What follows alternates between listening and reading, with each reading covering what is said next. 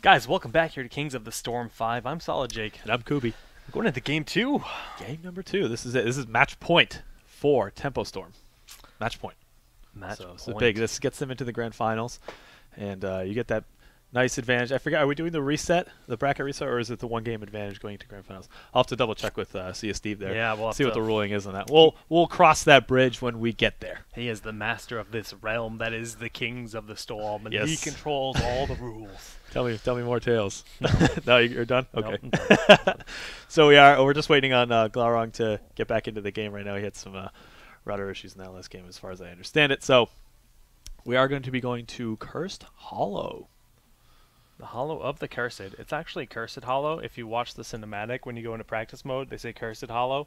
Therefore, it's science and factual. Don't not approve. It's cursed. Sorry. Lobby is ready. Switching on over to that lobby. Look at everything is correct here. You can see the teams have actually swapped sides, and we are going to be having Cloud9 as the blue and Tempo Storm as the red. TBD1 is, of course, much better than TBD regular. Yeah, I mean it's a huge advantage going forward, getting that TBD1. All right, so I see people getting super hyped about winning keys in the chat. So congratulations to everyone that's won a key today, and good luck to everyone else who's still looking for a key. Shout out to CSD for not only running the tournament, but for doing all this good outreach here. He does a lot of work on Reddit. He's doing work here, handing out keys to the chat. So What a guy. seriously, welcome to the family, everyone. And Sahara Drac, thank you for subscribing 2 months in a row. Ooh. Welcome back What to a the guy. Jack Egg family. The Jack Egg. When do we get the Jack Egg emote? When we Next, right? when we That's get the more next one. emotes, when we get more. That's the emotes. next one, right? Yeah, it's on, Yes. it's on the next. We get 2 Yes. more, and Jack Egg is actually going to be one of them. Yes, if you guys want to see the Jack Egg, please subscribe. I want it. Oh, okay. Well, they're deciding who's going to be the first pick or the second pick, and actually, they say first pick here for Cloud9, and they instantaneously ban. All right, out so I'm thinking Kerrigan. this is a philosophy that the Cloud9 family has Kerrigan. decided upon, that Kerrigan must be banned. Carragoo. If you get first pick, first ban, you ban the Kerrigan. And you know what? I'm going to hit those guys up later just to get their thoughts on that. I'm curious to see what it is about Kerrigan in particular, because I get the philosophy behind not banning Stitches first, because then you force the other team to ban Stitches, of course, or you get first pick. But why is it Kerrigan in particular? You could ban out any number of, DPS, basically, to fill this role. So I'm curious to hear their thoughts on it. Yeah, it's actually quite interesting. Yeah, that's a really good point to make. Well, we see that is going to be the first ban, and then the follow-up ban is going to be on Stitches here, coming out of Tempo Storm.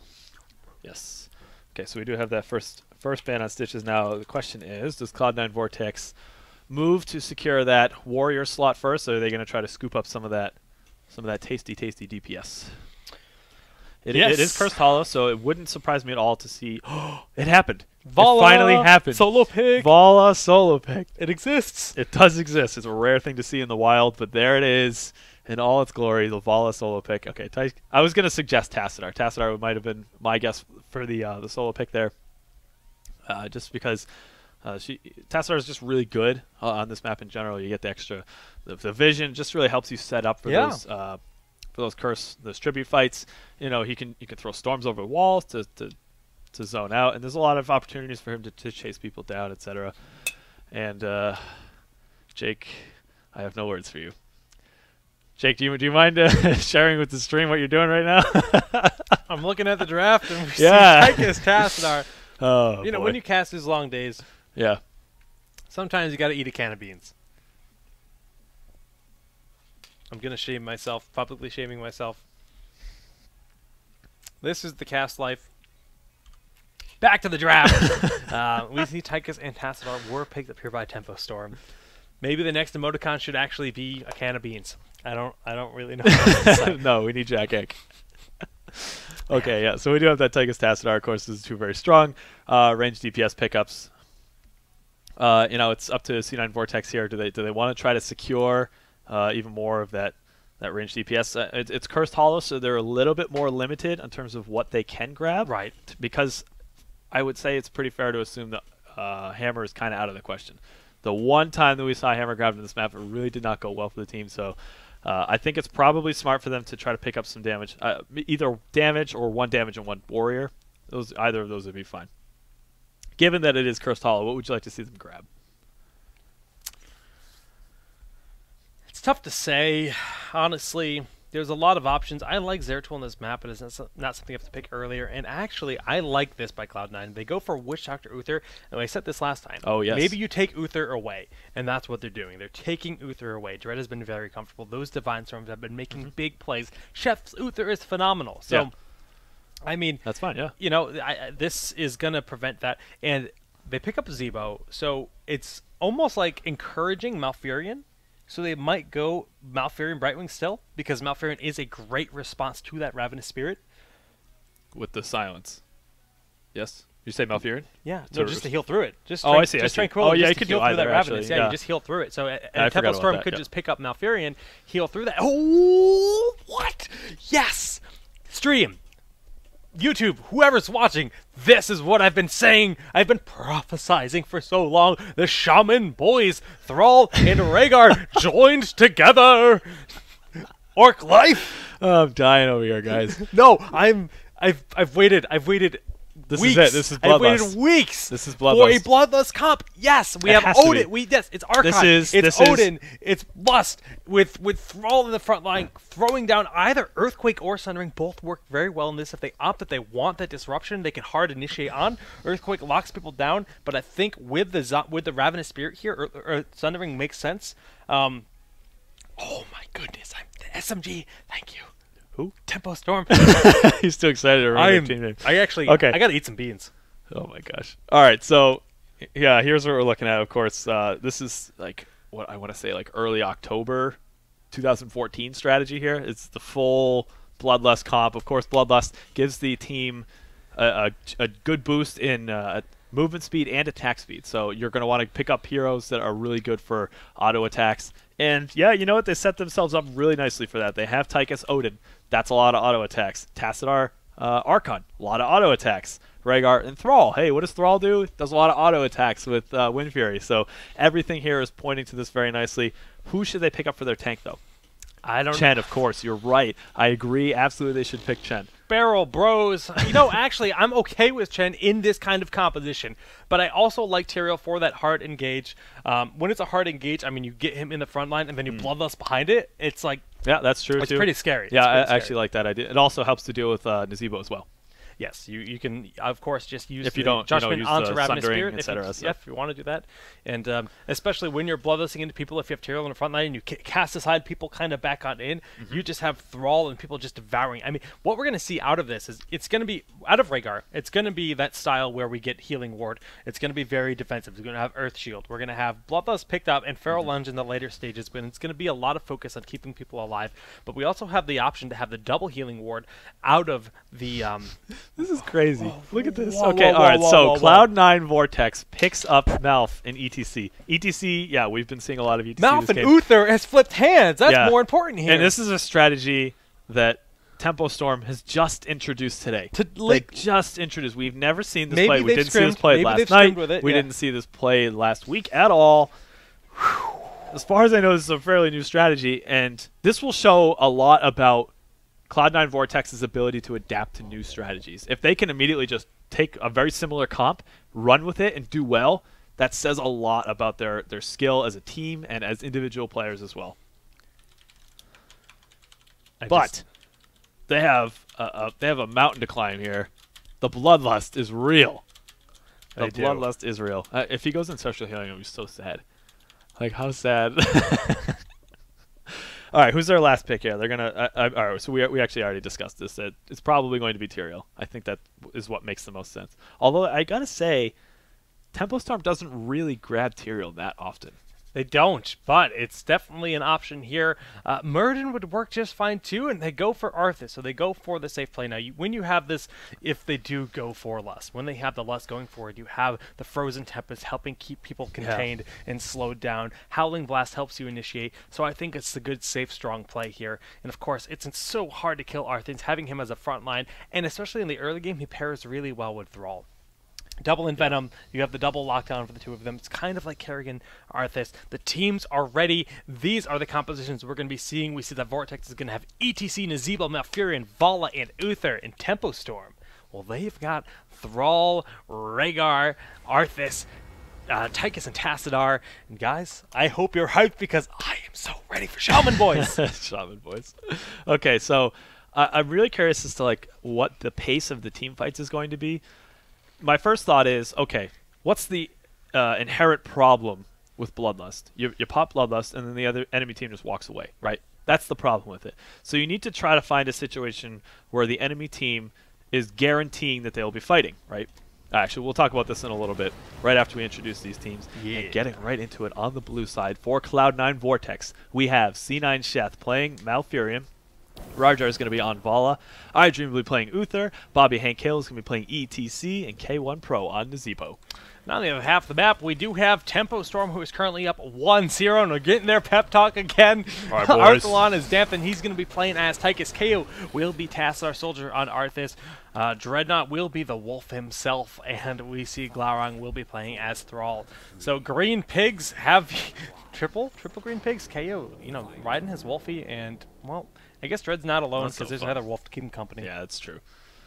All right, so back to what I was getting at in terms of initiation. You need to find a situation, if you're going to run Bloodlust, where you force the enemy team to make sure that they're going to be committed to the team fight, and you want them to stick around to fight, really, or in a situation where you can chase them efficiently.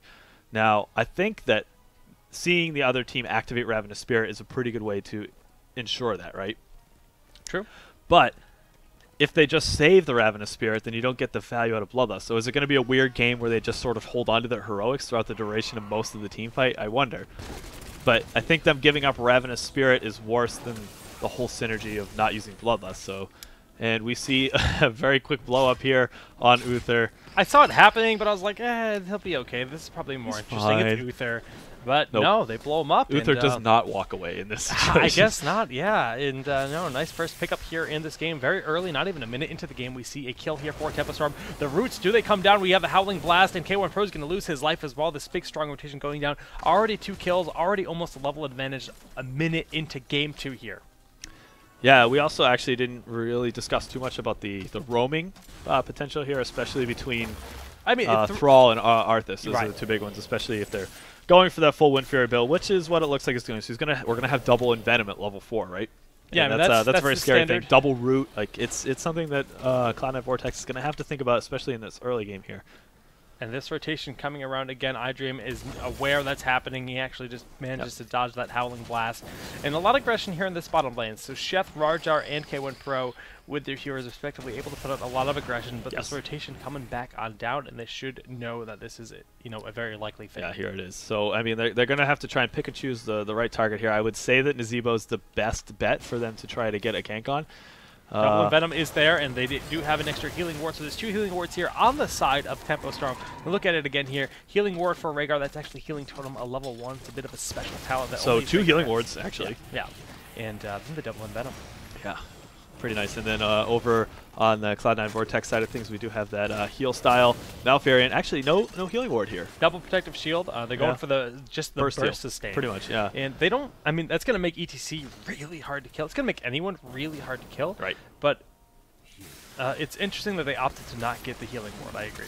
Yeah, that's almost a standard pick at this point. So I'm looking at that and I see that's a bit strange, but we'll have to see how it pans out. I mean, there may be opportunities, especially when you have, perhaps just try to save Nazebo, like you said, mentioned ETC, just keeping him alive. It might pan out, so they probably have a reason for going for it. Over Healing Ward, we'll have to see what that is. Well, the first tribute of the game has, in fact, spawned here. We can see that Glaurung is capping this offensive tower here, and they're going to be perfectly safe grabbing the first tribute, uncontested. Golems have spawned. Both the bosses are available, and you know what? Tempo Storm managed to soak while getting a free tribute. They soaked all 3 lanes, and, just Cloud9 just kind of saying, look, we don't want to fight them right now. Yeah, I mean, that said, they were able to, or Vortex was able to get a decent amount of push out here. The bottom lane, it looks as though Dreadnought's been rooted into a set of walls here. Is this going to be the end of him? Yeah, he should be able to live. He throws down the Healing Ward, and he's actually going to be okay. I mean, there's not a lot of damage potential out of the 2 of them. And he did hit level 7, so he had Earth Shield, he had the Healing Totem, and he was able to use both of those to get the additional sustain. Does he have the well to tap? He does tap it there. And should be able to bully iDream out, but iDream might want to try to kill this well here. Oh, I didn't even think about it. We're talking all this time about Chef's Uther, and it's iDream that's on Uther. We didn't even... Well, that's actually a good point to make. Didn't even register that because they have the double support, so of course they opted to have Chef go on Malfurion. They just feel that he's more comfortable filling this role. And he actually grabs Mule at level 7. Yeah, that's actually good to point out. Now they blow up that Mule instantaneously. How much push they already put on that Watchtower. Soldier taking a lot of damage here, though, and there's no support anywhere near them at this point in time. Of course, Dread being the only support as Rhaegar, and he has been soaking that bottom lane. We see he's rotating up to this second tribute right now. Yeah, we can see this is probably going to be a good setup here. And we see K1 Pro rotating down. He's caught between Dreadnought and Chaos. It's a little bit of a tricky situation, but we do have 3 members of Cloud9 Vortex here to respond to this. And they actually have a pretty nice position here defensively if they want to try to back up. And I think it looks as though Tempo Storm is going to give up this yeah, they're giving it up, but they took a fort. So, yeah. I mean, they took a fort. They're soaking all 3 lanes. They're getting further ahead towards level 10. Thrall does end up getting killed there. So nice to pick up 1 to 2 kills in favor of Tempo Storm right now. Mule is being used once again to try to heal this tower. And, you know, the quest to 10, that kill helps, but it's still in favor of Tempo Storm. Absolutely. They have about a two-thirds of a level lead here. And it shouldn't prove to be too much of a timing attack for them to hit level 10. And then, but it's certainly possible that the next tribute spawns rather quickly, and that could spell trouble for Cloud9 Vortex. Although it is not a critical tribute because they have split them so far. But yes. So if that's the case, we will probably see Cloud9 Vortex up to give it up and not take... He's really teasing us here. Come on, what don't does do he this go to me, for? Yes! The Bloodlust is back. Here we go. It's the first time we've seen Bloodlust in ages, my friends, in a competitive match. We have the Sundering, we have Army of the Dead, Archon, Odin, and Bloodlust. It's going to be very cool to see how well they can execute this. Yep. SMG was the team that first made Bloodlust compositions a popular thing. Yep. They kind of brought that into the meta a long, long time ago. It faded away. There's no Brightwing here to Emerald win them out. Like, that's not a thing. They don't have any hard disengagers. There's no Maw. There's no Void Prison. They have Dance, and that's about it. If that is picked up, and it actually is, so that is good. Very true. And we do see that the tribute has popped up. KO has officially secured this, and there's actually going to be no exchange of kills here. Both teams playing rather passively, and it looks as though Cloud9 Vortex wasn't able to poke too far forward to interrupt that channel, and that gives Tempo Storm a 2-1 tribute lead here. Next one is do or die for Cloud9 Vortex, so we're going to see them get probably pretty aggressive to stop Tempo Storm from capping it. Oh my goodness, the anticipation of this you're so excited about it, right? is so intense right now. I mean, it's such a hard heroic to use because it's so much of the fight hinges on it, and the cooldown on it is huge. It's 120 seconds. What I'm hoping to see, honestly, is a flanking Glaurung with Sundering, disrupting their team and forcing that Bloodlust, even if Thrall's not getting the Bloodlust, with the rest of the team running in after they're locked down like that, and then you can follow up with a Howling Blast on 2 members, and just, if you're only eliminating 2 people and the rest of the team runs, it's fine. The job's done. I mean, sure. Yeah, it's going to be like, we were sort of theory crafting about that in the beginning of the match. Like, you need to make sure that you can lock them down to get that value out of the Bloodlust. And like we said, it's a 120-second cooldown, so you better be damn sure that the times you use it, you're getting all that value out of it, because it's a long time before you can teamfight again. Wow. We see the soldiers running really far forward, just trying to get that chase going.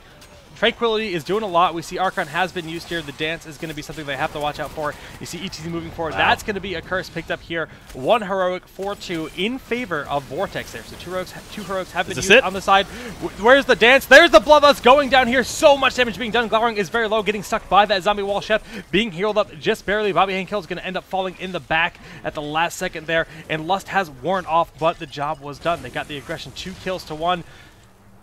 Yeah, they actually did a pretty good job minimizing what ended up happening there because of the Divine Storm, but still you can see that the damage was done. There was a 3-for-1 trade here for Tempo Storm. They did end up picking up the curse in the beginning of this situation here, so they are going to push down. They're going to take this mid fort. They've already taken top fort, and they're pushing against the wall here. It's sort of a rough situation for Cloud9 Vortex. You know, the fact that Tranquility was used before that fight was such a pivotal heroic that they needed to help sustain through that. Yeah. And yeah, Divine Storm came out. The Dance got caught, you know, taken care of pretty well there. It just wasn't quite enough. Now, through all of that, this wall has already been taken out. They took out those 2 forts that we talked about. This bottom fort is being sieged up hard, and they're just going to pick up the boss. level 14 to 12, we can look at the talents here. Yeah, it's the right play. I like that they're going for this boss here. So yeah, let's talk about some of these talents. We do have Relentless for Tychus and Arthas here. Those are all pretty standard picks for those heroes because they're going to be in the front line. They're going to be receiving a lot of CC. So anything they can do to minimize that, that's going to be good. We see Healing Surge coming out of Rhaegar just to get that extra little bit of burst healing there. Prescience out of Tassadar here just to make sure that when his health does get low, he gets that extra activation of his Dimensional Shift to stay alive. And we're seeing that full Wind Fury build coming out of Thrall here. C9 Chef is going to get blown up very quickly here. Sundering used to make sure that kill does in fact go off. Arthalon though in Glowring getting very low. Glowring is going to fall. Arthalon's Odin falls almost instantly, and the Ravenous Spirit is getting its work. Yeah, it did. It really did. In gold there. And, we do still have KO and Dreadnought going down here trying to pick up a kill. Right now, 2-for-1 in favor of Vortex, but K1 Pro not looking too hot. Yeah, there's no way K1 Pro is going to be able to get out of there. But I Dream, Bobby Hankill, and Rajar should be able to retreat safely here. And all the while this is going on top lane here, we do have that golem pushing down. So that's actually a really big deal. Bobby Hankill's pushing forward. He really wants to try to get that pick off onto KO there, but it seems to be they don't have quite the damage. And Rajar, is that the safest play for him to be Hearthing? Yeah, he's going to get away with it. Okay. Yeah, he gets away with it. But like you said, this golem has just been going to town. They do have Mule. That's the only saving grace here. But during all of this... Yeah, they're going to be giving up the boss for sure. Yeah, they have to. I mean, Glaurung's not there with them. Glaurung and Arthalon are both making their way back, but this is a dicey situation here for Vortex. They did end up cleaning up that golem up top here, and just barely. I mean, he will probably have Mule off cooldown probably another 30 seconds or so, so they do need to make sure they keep that alive. And it's actually, they cleaned it up fast enough that they can, C9 Vortex can rotate back down to the boss and just try to make sure that it doesn't get stolen out from under them. They're going to the keep. Yeah, I think you're absolutely right here. Keep. And do they catch wind of this? They have to know that's a thing. But the Melting Point Grenade is going to do a lot of damage, and just one Wind Fury should be enough. They just, wow, they're playing really, really passively here. Not what I was expecting to see them. Maybe they're just trying to scare. Oh, that's enough! I actually didn't think Melting Point, I didn't think it was going to be enough to kill it, but it actually killed it. They know better than us. And, okay. Yeah, that's a keep. Well done. Yeah, no kidding. That was pretty neat to see. So yeah, good on them to be well aware of how much damage that was going to do. I wonder to know if they did the math. I wonder if they said, well, we have this much damage. They actually know that. I mean, they are the best in North America right now, so maybe they did, and that would be why. Now, looking at this, Dreadnought going to be going for this tribute, but iDream should be stalling it out here. Yeah, we do have all the heroics are available too, so we can have a giant team fight. We'll have to see what happens here. Now we see Archon has been used, ETC in the middle. He can look for that dance. Of course, Bloodlust is still available. When will they use it? And are they going to wait for the dance to come out? Sundering still just kind of being saved for the moment that they see dance or the Ravenous Spirit, and they're just kind of waiting for that time. Look how C9 Vortex is playing appropriately, really scared. Yeah, they push. They don't even need to use any abilities. It's the threat of Bloodlust coming out that's making them back up so much. And Army and Archon were usable. We see Strafe going down here. Odin has been popped, but there is the Bloodlust. Sundering hitting a lot of people here. Divine Storm has been used as well, and there is the dance, locking multiple people down with the Ravenous Spirit, just doing a ton of work in the back. That's what they need to do here, and Vortex has taken a big team fight, killing 3 members and actually losing none. That dance into Ravenous Spirit was, that was so good. That's what they needed. It's absolutely what they needed, and they got a 4-for-0 kill. That's absolutely what Cloud9 Vortex needed to get themselves back into this game. We see the Tassadar down bottom to try and do a little bit of damage control for this bottom 4 here, but it has absolutely no way he's going to be able to save it. And Vortex can absolutely, they can back up, they take their boss, and they have time to push out with it a little bit if they want to. They could even go and take the aggressive Giants if they want to. I think that's actually not a bad idea. Yeah, I mean, at this point in time, why not? They just took a huge fight. They played that so passively. They baited out 2 heroics before anything even happened, and they forced on that initiation. The presence of dance alone was so scary. Like, they were just playing so passively, and ETC could stay in the front line a lot when you have double support like that. Right. Like, he was just kind of hanging out, like, in the front, just taking shots. And, I don't think SMG played poorly. It's just Vortex played such an open space where they were fighting there, too. They just played it right. Yeah, it's cool to see that back and forth play between the threat of dance and the threat of Bloodlust. And it's like, it's okay, as soon as he saw Bloodlust was popped, it's like, okay, I know they're going in for sure. I can just tap dance right now. And they're probably more focused on getting the damage, getting the effectiveness out of Bloodlust than they are worried about interrupting me or dodging dance. So they played right into that, and it's something that we're going to have to watch Tempo Storm the next time that type of engagement sets itself up. they're going to have to be really careful about that. And that's going to be a curse. KO can't get it. The roots zone him out, and that's going to be a curse here for Vortex. So it's 3-3 in terms of trade routes. Very easy, or very even, excuse me. Yep. And that boss is going to end up falling. You see that Arthlon actually left it alone, saying, hey, the towers will take care of it. But they don't actually shoot if you're cursed. That's a good point. That's a good point indeed. So we do have, 3 for 3, but it's just funny because it was 3-0 for Temple Storm and then 3-0 for Vortex. And they're going to get some push out of this. They're absolutely going to be able to take this mid fort if they so choose. We do have an engagement coming up here. Tranquility has been used very early. We see the Lust going off. They have to watch out for that dance. Sundering was used pretty preemptively, not to interrupt everything. Divine Storm doing a lot of work here. The Ravenous Spirit going in on them hard. Dance actually gets interrupted almost instantaneously, so nicely done there. Look how far they're sustaining. They're sustaining pretty well here. That Healing Ward got its weight in gold. And man, Bobby Hankill is taking a lot of damage, but the double support is really coming through right now. Yeah, the amount of sustain that actually both of these teams have, honestly, like, no one has died yet. Are you kidding me? We had all these heroics thrown down and no one has died. Like, the focus fire has been pretty good, but C9 Seth is just going to be caught out of position just a little bit. Bobby Hankill moving forward. Yeah, Arthlon with that shield on him and the heals coming out from Dreadnought are real right now. K1 Pro, I mean, Bobby Hankill is zoning for him. The Howling Blast is dodged very well. Oh, the Earth Grasp has been picked up here, rooting him down for just a second, but it's not quite enough. The grenade, again, and not getting killed, but iDream is going to end up falling. But look at Arthlon, the Healing Ward back off cooldown, healing them up, Arthlon backing on up, and they managed to take a 2-for-0 trade. Yeah, I actually, the way that team fight started with the way that Bloodlust was popped, yeah, he caught everyone in the Bloodlust, but they weren't really able to capitalize on it too much. The Sundering went down. That was good. That isolated a couple members of Cloud9 Vortex, but then the setup after that with the Ravenous Spirit and ETC zoning out, it looked as though the sustain was going to be too much for Tempo Storm to be able to even weather through to get any kills. It was nice that they were able to catch Sheth out of position up top there, and that sort of snowballed a little bit. They were able to pick off Uther as well, and this is getting them a little bit of an advantage here. They're going to be able to back up to their own golem here and secure this and even push out with it if they so choose. So one thing I want to point out is the fact that Dread went for Healing Surge instead of Feral Heart is like a really, really big point in this match right now. The additional healing is really showing through. I mean, you get a 25% additional healing on your primary target, giving you that more focus heal, and it's shining through. Earthgrass Totem also doing a ton of work. That 1 second route that you get available, instead of just being a slow, makes a bit of a difference, and it gives you an increased cast range on the totem as well, so you can cast it a little bit further. Beyond that, we're seeing this full, I mean, this is the full on aggression thrall once again, and if we look at the damage meters, well, he's actually getting beat out by Tychus, but he's doing a good chunk of damage for sure as well. Sure, yeah, absolutely, and it looks as though Tempo Storm has opted to push out. They're trying to end the game with this push here. And it looks as though the golem was aggroed a little bit by this tower here, and they do need to make sure as it's walking forward that it doesn't get aggroed by that keep there. If they don't appropriately soak for it, it might draw aggro, but it looks as though it's going to be pushing to the fort, and this is going to be their last push here. Every heroic is ready. Soldier is so far in the back line. We see the Bloodlust going down here. And do they opt to go straight for the core? It looks like that is their plan. They're just going on in, blowing it up the best they can. Sundering is used to disrupt them quite a bit. Ravenous Spirit being used from within the base, but it is... That's it. That is it. And, you know, that's a great place to use Bloodlust, of course. There's nowhere for them to back up to. They got to confront Tempo Storm there. That was a good situation. I mean, they picked up some appropriate talents there. They had Shrink Ray. That's a really good way to deal with Odin while it's in Bloodlust, because you get that slow and that reduction in attack speed. So they definitely picked up some really good counter talents, but in the end, Bloodlust is back.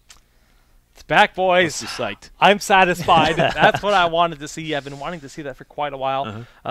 Again, I mean, I think Vortex knew how to deal with it, but it's so hard to draw out that perfect situation. Yeah. And the thing is, like, Tempo Storm was able to really press those engagements, and I mean, they would blow someone really low. They'd get someone, and they just get them as low as they can, and they'd kind of force out Tranquility. And that kind of says, okay, well, we've used Tranquility. If we don't have it for the team fight, we need to make this happen now. Sure.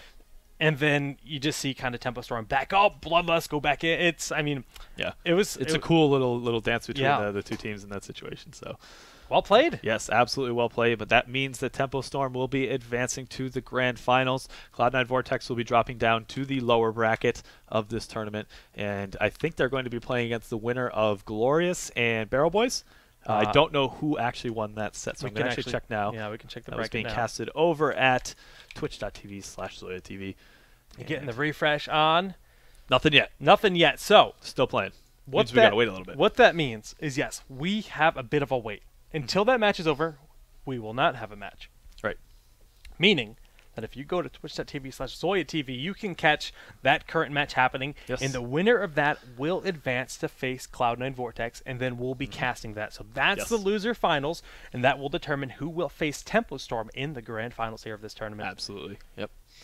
So, that said, if you guys want to go check out that Heroes of the Storm action, absolutely go check out twitch.tv/ZoyaTV. Until that set is over, we're going to be taking a bit of a break, and we'll be back with you guys in just a few.